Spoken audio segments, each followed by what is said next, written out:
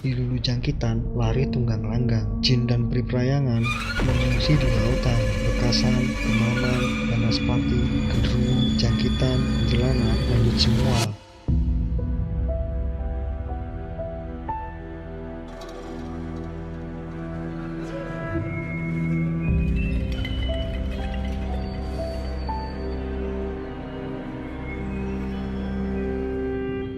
Assalamualaikum warahmatullahi wabarakatuh. Kembali lagi di ARC Horror Story. Apa kabar kalian?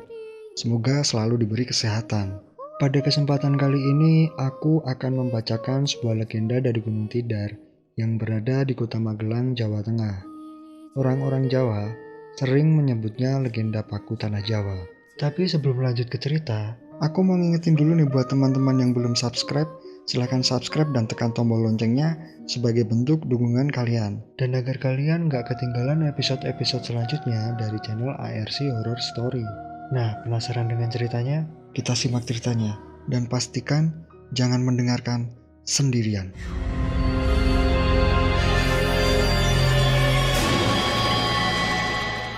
Di Magelang terdapat sebuah bukit yang berada di tengah-tengah kota. Bukit itu sangat terkenal karena menjadi salah satu tempaan para taruna akabri. Bahkan, bukit itu menjadi salah satu ciri khas kota itu. Namanya Bukit Tidar, atau yang lebih dikenal sebagai Gunung Tidar. Konon, Gunung Tidar merupakan pusat atau titik tengah Pulau Jawa. Dahulu kala, tanah Jawa ini masih berupa hutan belantara, yang tidak seorang pun berani tinggal di sana. Sebagian besar wilayah Jawa ini dahulu masih dikuasai beberapa makhluk halus. Konon tanah Jawa yang dikelilingi laut ini bak perahu yang mudah oleng oleh ombak laut yang besar. Maka melihat itu para dewata segera mencari cara untuk mengatasinya. Maka berkumpullah para dewa untuk membahas persoalan tanah Jawa yang tidak pernah tenang oleh hantaman ombak itu. Diutuslah sejumlah dewa untuk tugas menenangkan pulau ini. Mereka membawa sejumlah bala tentara menuju Pulau Jawa sebelah barat. Namun, tiba-tiba Pulau Jawa kembali oleng dan berat sebelah, karena para dewa dan bala tentaranya hanya menempati wilayah barat. Agar seimbang, sebagian dikirim ke timur, namun usaha ini tetap gagal. Melihat kenyataan itu, maka para dewa sibuk mencari jalan pemecahan. Setelah beberapa waktu berembuk, maka didapatkanlah sebuah ide cemerlang. Mau tak mau, para dewa harus menciptakan sebuah paku raksasa, dan paku itu akan ditancapkan di pusat tanah Jawa, yaitu titik tengah yang dapat menjadikan Pulau Jawa seimbang. Dan paku raksasa yang ditancapkan itu, konon dipercaya sebagian masyarakat sebagai Gunung Tidar, dan setelah paku raksasa itu ditancapkan, Pulau Jawa menjadi tenang dari hantaman ombak. Menurut kepercayaan sebagian masyarakat, Gunung Tidar pada mulanya hanya ditinggali oleh para jin dan setan, yang konon dipimpin oleh salah satu jin bernama Kiai Semar. Alkisah, datanglah seorang manusia yang terkenal berani, yaitu Syekh Subakir. Sesampainya kembali di Tidar, berpasang-pasang manusia yang telah diajak serta oleh Syekh Subakir tinggal lebih dulu di daerah sebelah timur Gunung Tidar, yang sekarang dikenal sebagai Desa Trunan. Konon, desa itu berasal dari makna turunan. Ada yang mengatakan arti dari turunan itu adalah keturunan, tetapi ada yang menganggapnya sebagai daerah pertama kali sahabat-sahabat Syekh Subakir diturunkan dan tinggal di tempat itu untuk sementara waktu. Setelah itu Syekh Subakir berangkat sendiri ke puncak Gunung Tidar untuk bersemedi. Tombak pusaka sakti Syekh Subakir ditancapkan tepat di puncak Tidar sebagai penolak bala. Dan benar, tombak sakti itu menciptakan hawa panas yang bukan main bagi Kiai Semar dan Wadia Balanya. Mereka pun lari tunggang langgang meninggalkan Gunung Tidar. Kiai Semar dan sebagian tentaranya melarikan diri ke timur, dan konon hingga sekarang menempati daerah Gunung Merapi yang masih dipercaya sebagian masyarakat sebagai wilayah yang angker. Bahkan sebagian lagi, anak buah Kiai Semar ada yang melarikan diri ke Alas Roban, bahkan ke Gunung Serandil. Tombak itu sekarang masih dijaga oleh masyarakat dan dimakamkan di puncak Gunung Tidar dengan nama makam Tombak Kiai Panjang. Dengan adanya tombak sakti itu, maka amanlah Gunung Tidar dari kekuasaan para jin dan makhluk halus. Syekh Subakir pun akhirnya memboyong sahabat-sahabatnya untuk membuka tempat tinggal baru di Gunung Tidar dan sekitarnya.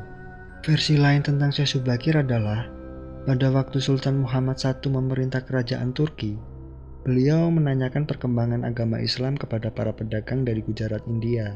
Dari mereka, Sultan mendapat kabar berita bahwa di Pulau Jawa ada dua kerajaan Hindu, yaitu Majapahit dan Pajajaran. Di antara rakyatnya, ada yang beragama Islam, tapi hanya terbatas pada keluarga pedagang Gujarat yang kawin dengan penduduk pribumi, yaitu di kota-kota pelabuhan. Sang Sultan kemudian mengirim surat kepada para pembesar Islam di Afrika Utara dan Timur Tengah, yang isinya meminta para ulama yang mempunyai karomah untuk dikirim ke Pulau Jawa. Maka terkumpullah 9 ulama berilmu tinggi serta mempunyai karomah. Pada tahun 808 Hijriah atau 1404 Masehi, para ulama itu berangkat ke Pulau Jawa. Di antara para ulama yang berilmu tinggi itu, ada yang bernama Syekh Subakir. Ia dikenal sebagai pakar ruqyah, penakluk dan pengusir jin yang mengganggu manusia. Sumber cerita ini menyebutkan bahwa Pulau Jawa pada waktu itu sangat angker. Pulau Jawa dihuni oleh bangsa makhluk halus, berupa dedemit, jin, peri perayangan, bekasaan, kemamang, banaspati, genderuwo, jangkitan, kuntilanak, dan masih banyak lagi sejenisnya. Dan telah diceritakan pula bahwa Sang Sultan Rom, sekarang Turki, telah mengetahuinya dan mendapat bisikan ilham dari Tuhan, mendapat perintah untuk mengisi pulau itu dengan manusia. Setelah itu Sang Sultan memanggil patihnya, maka datanglah Sang Mahapatih di hadapannya. Baginda Sultan berkata, "Hai Patih, aku akan bertanya padamu yang sesungguhnya. Apakah benar berita tentang Pulau Jawa itu? Apa kamu sudah tahu? Katanya masih sepi dan belum ada manusianya. Pulau itu masih hutan belantara." "Benar sekali, tuanku. Sungguh belum ada manusianya. Beritanya dari nahkoda yang sering berlayar ke Sumbawa melewati Pulau Jawa itu, tuanku. Pulau itu membujur dari barat ke timur.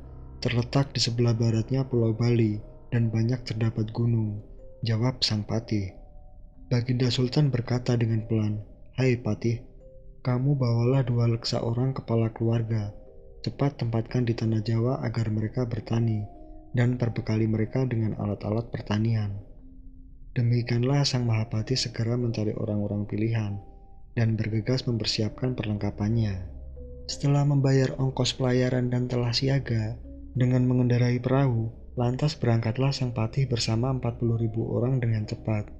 Rum atau Turki adalah wilayah Eropa bagian timur. Tak terkirakan berapa jauh perjalanan yang dia tempuh menuju Pulau Jawa. Berbagai hambatan dan rintangan mereka lalui hingga akhirnya sampai di Pulau Jawa. 40.000 orang yang terdiri dari 20.000 pasangan suami istri itu ditempatkan di Pulau Jawa, sementara Sang Mahapati kembali pulang ke negeri Rum. Namun apa yang terjadi? 40.000 orang itu ternyata banyak yang mati. Konon, karena diteluh atau dimakan oleh segala lembut atau makhluk halus. Yang tersisa hanya 40 orang. Mereka akhirnya meninggalkan Pulau Jawa, berlayar kembali ke negeri Rum. Setelah sampai di negeri Rum, mereka dihadapkan kepada Baginda Sultan dan melaporkan sendiri kejadian yang menimpa rekan-rekannya. "Kami banyak yang mati dimakan dedemit, jin dan bangsa sejenisnya." Sang Sultan kemudian memanggil seorang ulama besar yang dikenal sebagai ahli ruqyah dan ahli ekologi lingkungan, namanya Syekh Subakir, yang memiliki gelar Syekh Maulana. Ulama ini sangat disegani dan dihormati oleh rakyat. Bahkan, Baginda Sultan sendiri menaruh hormat kepadanya. Setelah Syekh Subakir datang menghadap, maka berkatalah sang Baginda Sultan, "Wahai Tuan Syekh Maulana, saya sudah memberi tugas kepada Patih, tapi telah gagal. Sekarang tuanlah yang saya tunjuk. Pergilah ke Pulau Jawa yang terkenal angker itu. Pasanglah tumbal, tempatkan di gunung yang terletak di tengah-tengah Pulau Jawa, supaya bangsa halus yang memakan manusia itu pergi. Dan bawalah orang keliling agar mereka menetap tinggal di Pulau Jawa. Dan jangan lupa lengkapi mereka dengan persenjataan." Sang Mahapatih mendapat titah untuk mempersiapkan segala keperluan perjalanan Syekh Subakir ke Pulau Jawa. Dalam pelayaran itu, Syekh Subakir singgah di tanah Hindustan India.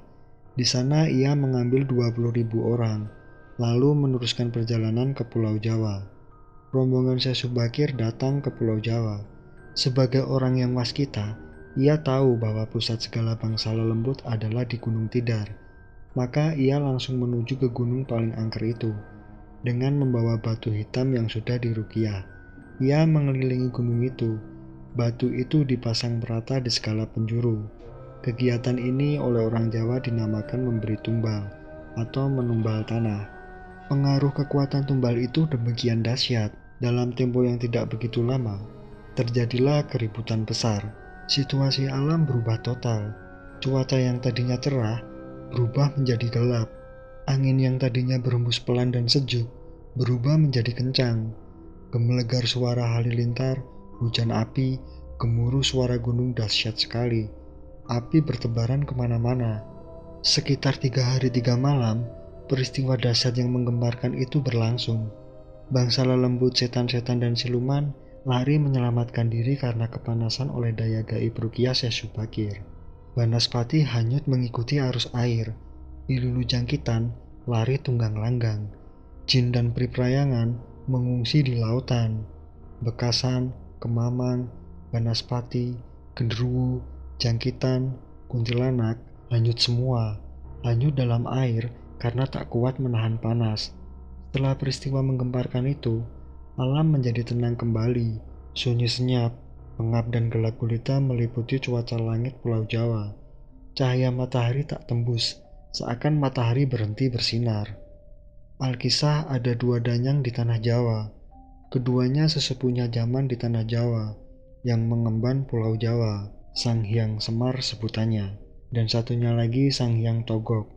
Danyang itu berkedudukan di gunung, kaki gunung sebagai padepokannya, dan telah lama sekali tinggal di situ. Demikian itu yang telah disebutkan.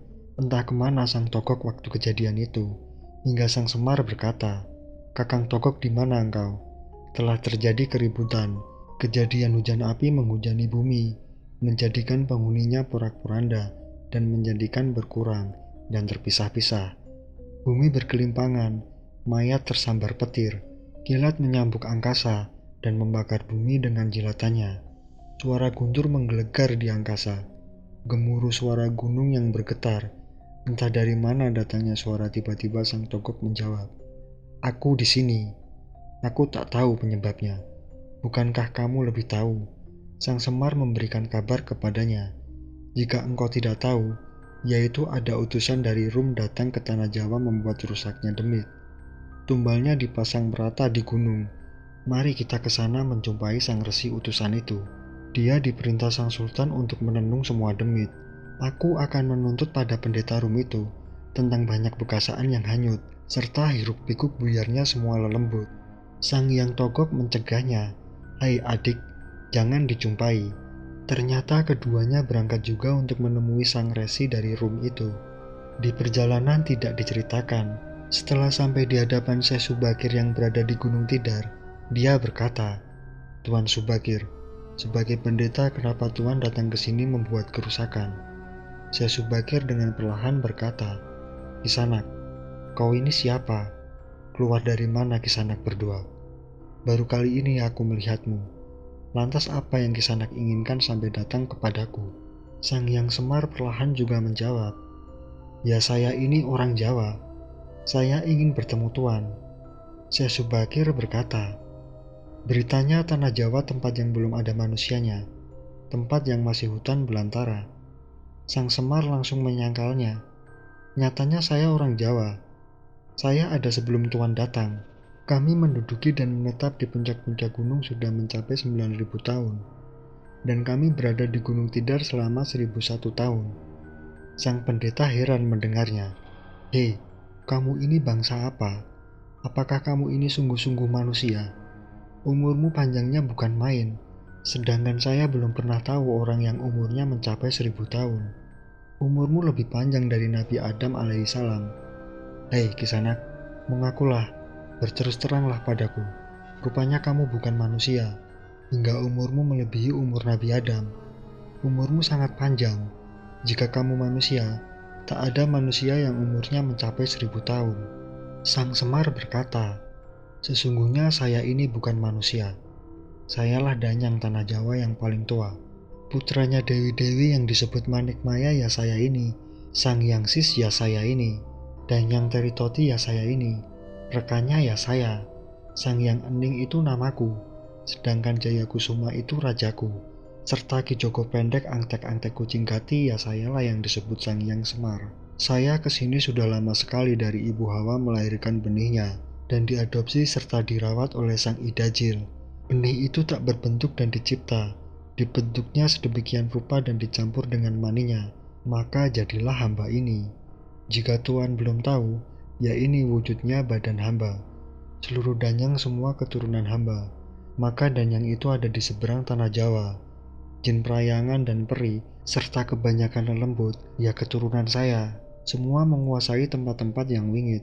Ilulu jangkitan buyut saya, sedangkan Kirogo titisannya burung senari. Hamba bersama dengan saudara tua hamba bertempat di tanah Jawa. Maka hamba kesini untuk bertemu dengan Paduka Tuan ingin tanya yang sesungguhnya. Mengapa Tuan sebagai sang pendeta membuat kerusakan semua anak cucu hamba? Mereka semua hanyut di sungai sampai ke lautan. Terkapar kena tenung, ternyata kamu yang membunuhnya. Sisanya kebanyakan para lelembut mengungsi ke lautan. Sang pendeta perlahan berkata, "Hai Kisanak, aku ini diutus Kanjeng Sultan Rum rajaku. Maka aku disuruh mengisi manusia di Pulau Jawa, supaya berladang, bersawah, membuka hutan belantara. Yang kutempatkan ini orang dari negeri Rum banyaknya 2000 orang berkeluarga. Itu sudah kehendak Tuhan, tidak bisa jika menghalanginya." Sang Yang Semar perlahan berkata, "Syukurlah jika itu kehendak Sultan dari Rum. Sri Raja sendiri yang menyatakan mengisi manusia di tanah Jawa, menyuruh membuka hutan karena baginda sendiri. Semua itu terjadi pada takdir tanah Jawa." Selanjutnya Syekh Subakir membeberkan ramalan tentang kejadian di masa yang akan datang, mengenai raja-raja penguasa tanah Jawa, hingga nanti saat tenggelamnya Pulau Jawa. Mengapa Pulau Jawa tenggelam? Konon, hal ini untuk menyelamatkan umat Islam di Pulau Jawa, karena Dajjal nantinya mampu menghidupkan orang mati dan menjadikan orang tersebut kafir. Jika Pulau Jawa ditenggelamkan, sang Dajjal yang hanya punya mata sebelah itu tidak akan mampu melihat penghuni Pulau Jawa, karena Pulau Jawa sudah rata dengan lautan. Mengenai ramalan raja-raja Pulau Jawa dan situasi penduduk Pulau Jawa yang disampaikan Syekh Subakir, hampir sama dengan ramalan Jayabaya yang sesungguhnya ditulis oleh Sunan Giri. Konon, ada semacam perjanjian antara Sabdo Palon sebagai pamomong atau danyang gaib tanah Jawa dengan Syekh Subakir sebagai penyebar agama Islam generasi awal di Jawa ini. Tersebutlah kisah tersebut dalam tulisan Lontar Kuno. Lontar tersebut diperkirakan ditulis oleh Kanjeng Sunan Derajat, atau setidak-tidaknya oleh murid atau pengikut beliau. Cerita tentang kisah ini pernah dipentaskan sebagai lakon wayang kulit bergenre wayang songsong, yang digelar di Desa Derajat, Paciran, Lamongan, sebuah desa tempat situs Sunan Derajat. Kisah diawali dengan adanya persidangan di Istana Kesultanan Turki Utsmaniyah di Istanbul yang dipimpin langsung oleh Sultan Muhammad I. Persidangan kali ini membahas mimpi sang sultan. Menurut Sultan Muhammad, beliau bermimpi mendapat perintah untuk menyebarkan dakwah Islamiyah ke tanah Jawa. Adapun membaliknya harus berjumlah 9 orang. Jika ada yang pulang atau wafat, maka akan digantikan oleh ulama lain asal tetap berjumlah 9. Maka dikumpulkanlah beberapa ulama terkemuka dari seluruh dunia Islam waktu itu. Para ulama yang dikumpulkan tersebut mempunyai spesifikasi keahlian masing-masing. Ada yang ahli negara, ahli perobatan, ahli tumbal, dan lain-lain.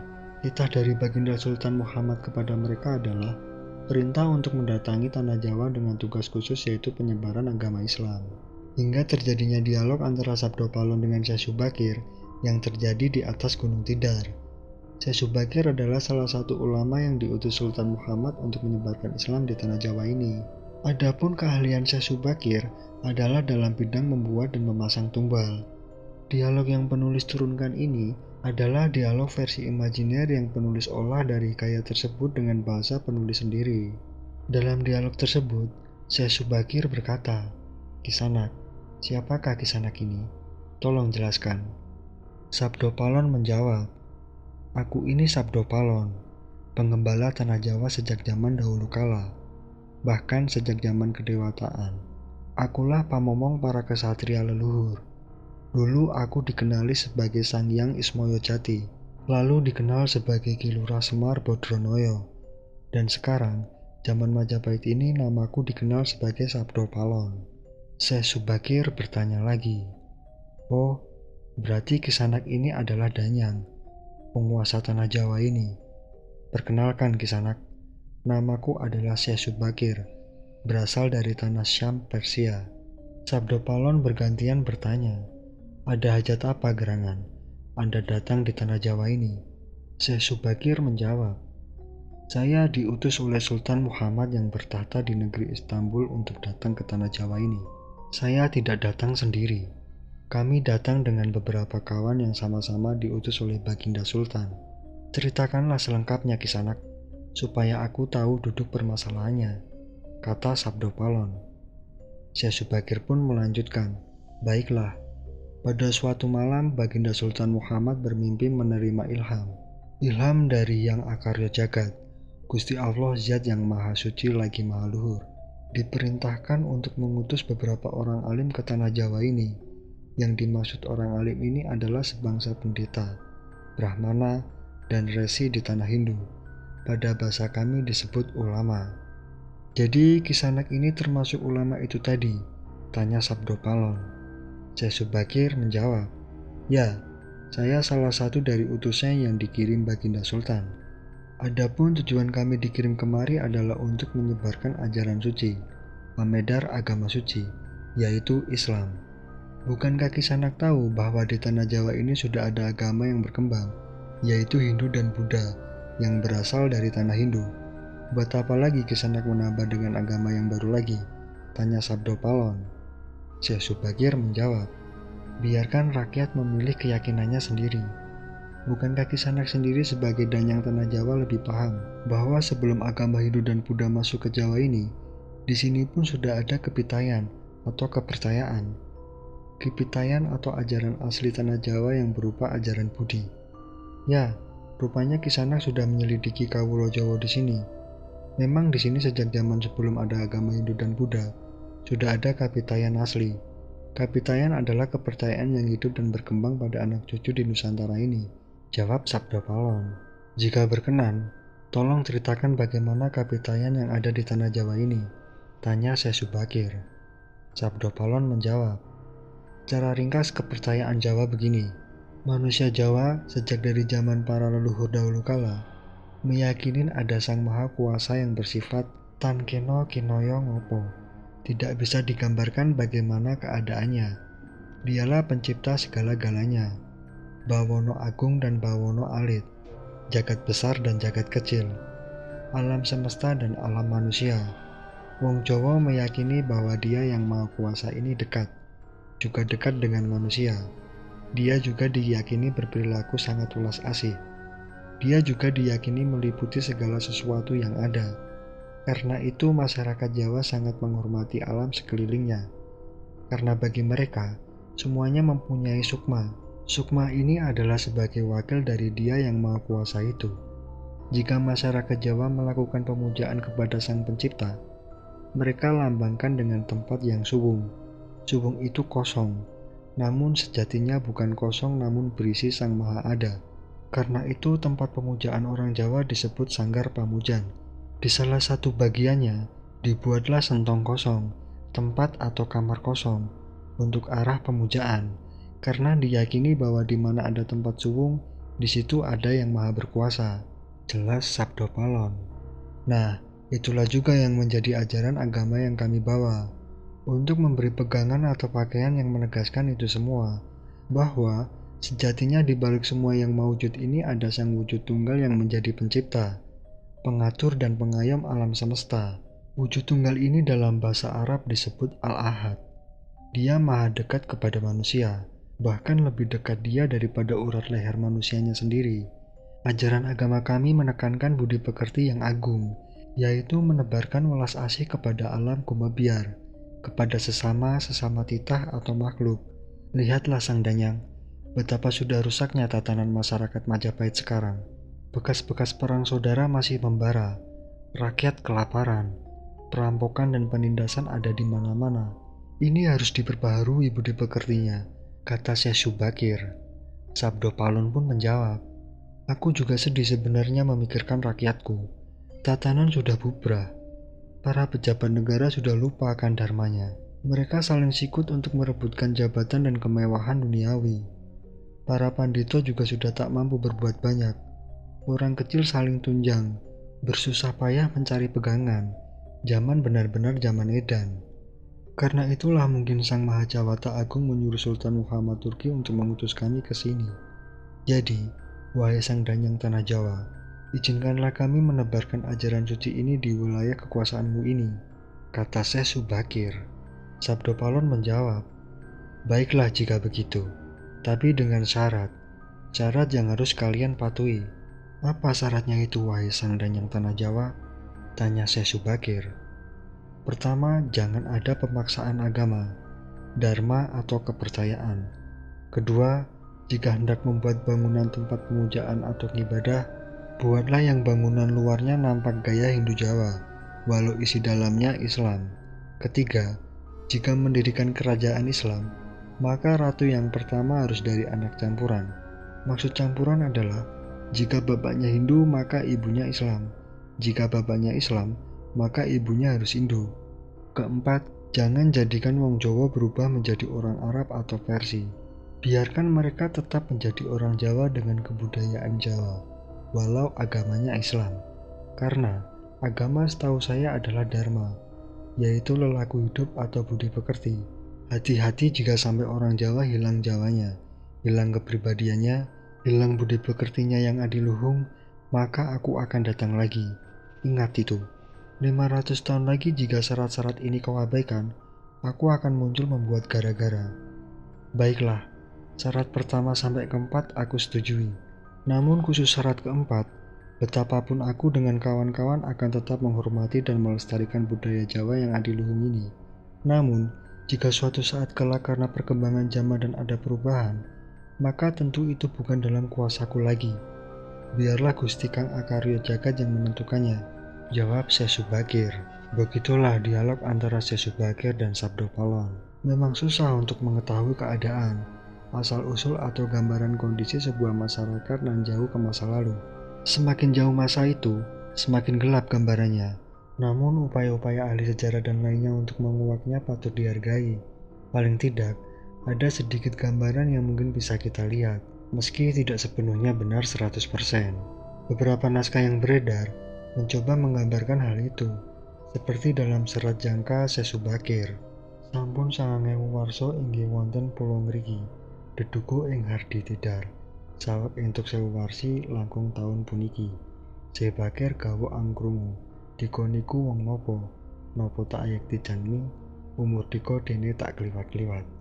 Yang artinya antara lain, sudah 9.000 tahun, saya Semar sudah ada di Pulau Jawa, di padusunan di Gunung Tidar, tapi baru 1000 tahun berjalan di sini. Syekh Subakir heran mendengarnya. Engkau ini makhluk apa? Apa benar manusia? Kok usianya luar biasa? Demikian perkenalan Semar dengan Syekh Subakir. Selama ribuan tahun itu, Semar bertapa di Gunung Merbabu dan tidak mengetahui keadaan manusia di Jawa.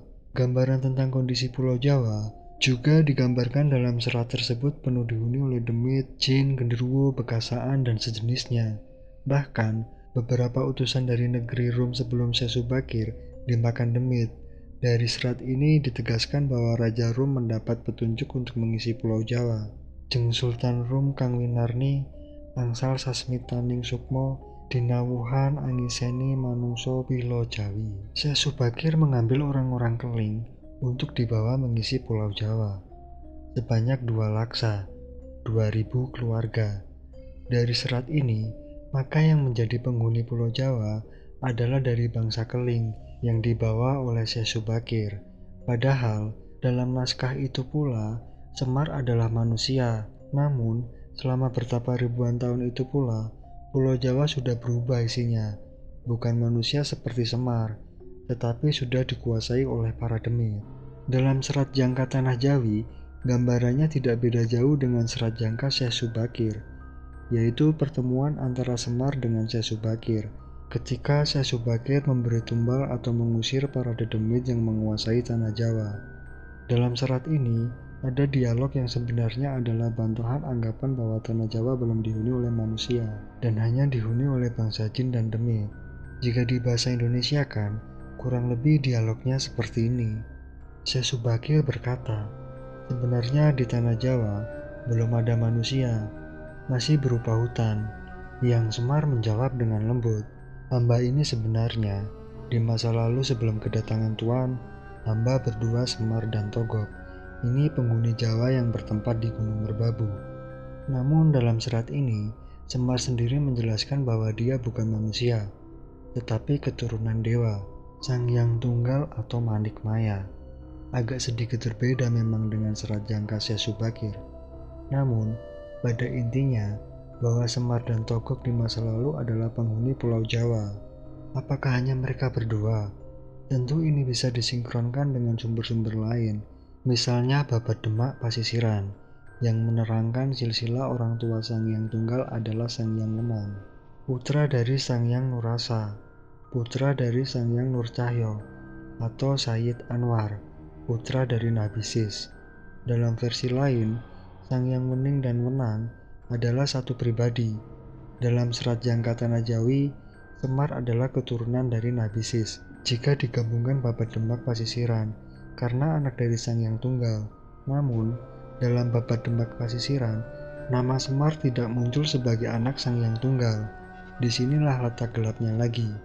Semar di satu sisi mengaku anak Sang Hyang Tunggal, namun dalam Babat Demak Pasisiran tidak masuk. Demikian pula dalam Babat Tanah Jawa, Semar dan Togog itu menjadi pengikut Raden Palasara yang merupakan keturunan dari Sayyid Anwar. Dalam Babat Tanah Jawa, Palasara merupakan cikal bakal leluhur Jawa, di mana kemudian Kurawa, Pandawa adalah bagian dari keturunannya. Ini menjadi terbalik, bahwa kisah Mahabharata itu mulanya dari Jawa.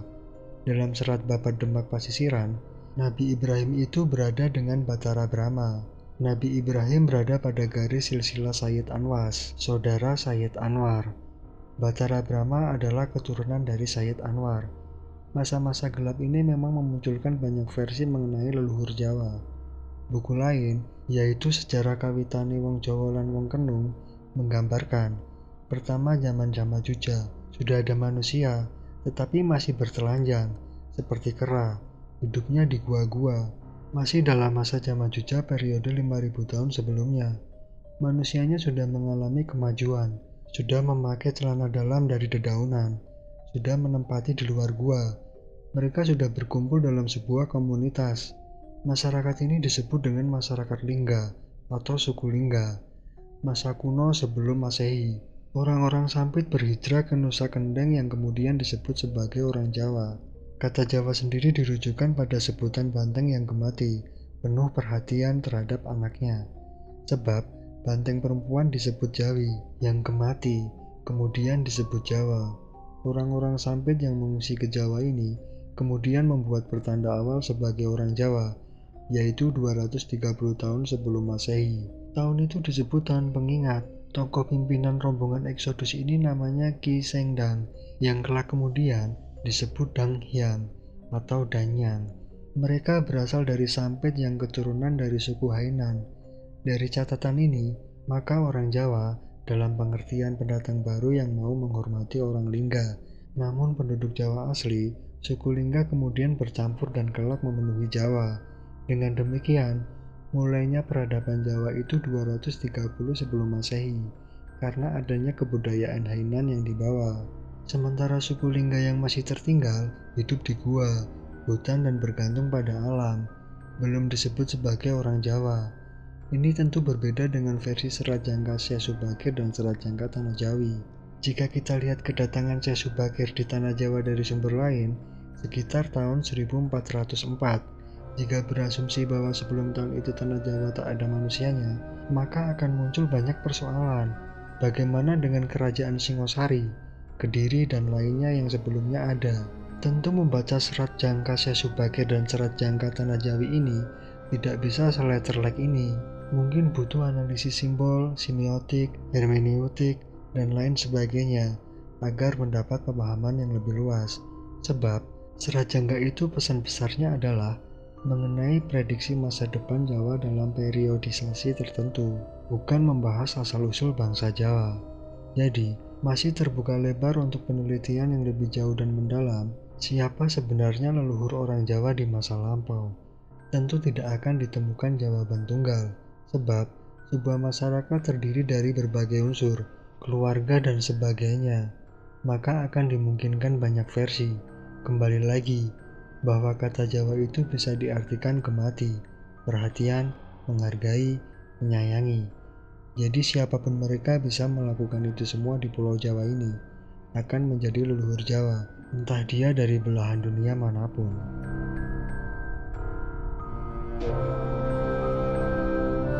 Jadi seperti itu teman-teman, cerita sejarah dan legenda Gunung Tidar, atau yang akrab disebut dengan Pakune Tanah Jawa. Dan semoga teman-teman bisa mengambil hikmah dan pelajarannya. Terima kasih buat teman-teman yang sudah mampir ke channel ARC Horror Story. Jika kalian suka dengan ceritanya, silakan like, share, dan komentar ya. Jangan lupa juga subscribe dan tekan tombol loncengnya sebagai bentuk dukungan kalian dan agar kalian gak ketinggalan cerita-cerita horor selanjutnya. Sampai jumpa di episode selanjutnya. Assalamualaikum warahmatullahi wabarakatuh.